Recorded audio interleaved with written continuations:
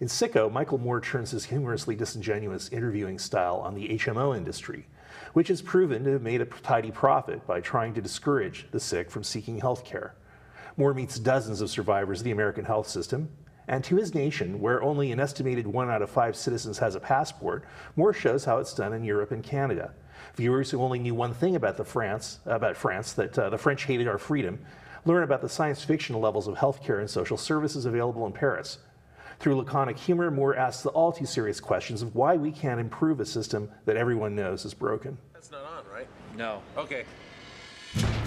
The intent is to maximize profits. If you denied more people health care, you got a bonus. When you don't spend money on somebody, it's a savings to the company. I want America to have the finest health care in the world. 4 healthcare lobbyists for every member of Congress. Here's what it costs to buy these men, and this woman, this guy, and this guy. And the United States slipped to 37 in healthcare around the world, just slightly ahead of Slovenia. I denied a man a necessary operation and thus caused his death.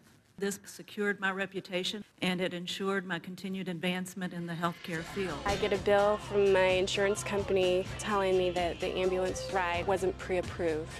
I don't know when I was supposed to pre-approve it. After I gained consciousness in the car, before I got in the ambulance. Mort, this seems to me the most important movie we're going to be talking about today. And watching Mort work here, I think he's really refined his methods in many respects. I think he has an argument that's going to be very hard to argue against, and it's going to be extremely hard to sweep the matters he's discussing off the table during the next election next year. I think that this is an amusing and very infuriating film. I think that basically he's done his part up to the end, and I've heard the argument that basically what he's done here is try to divorce the notion of single-payer health care from communism, but then of course ends up in a communist country anyway, so that's a little bit bad for the argument. But Mort, what did you think of this? I think it's one of the most important films that has been made in years. Yeah, I'm with you there. This country is in a really, really desperate situation. Yeah.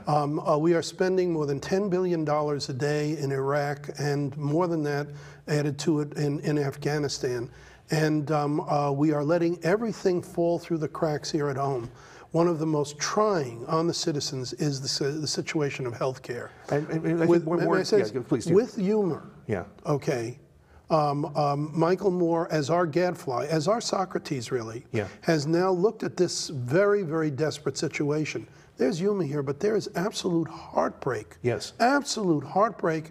And as you said, it is infuriating. Mm-hmm. It is really infuriating what is happening to this country, what is being allowed by our politicians to happen. Something must be done. And I've got to say to people out there who don't like, well, we'll discuss that in a more in while. his methods. Yeah. But the thing is, this film is not aimed at people who do not have health care. It is aimed at people who do have health care. That's who you are being shown in this film. Don't forget that if you've seen it or if you're going to see it.